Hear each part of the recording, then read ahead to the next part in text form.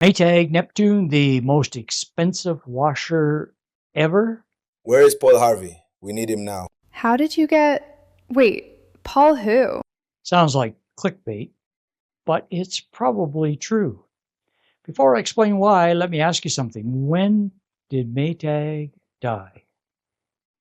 A lot of people will swear they see Maytag everywhere.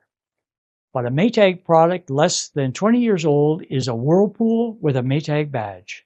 And if you paid extra for the name, well, the Whirlpool beside it is the same machine for less. Not clickbait, just facts. And the kicker?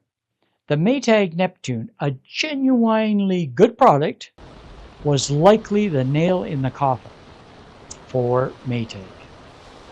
A perfect case study in clamshell economics.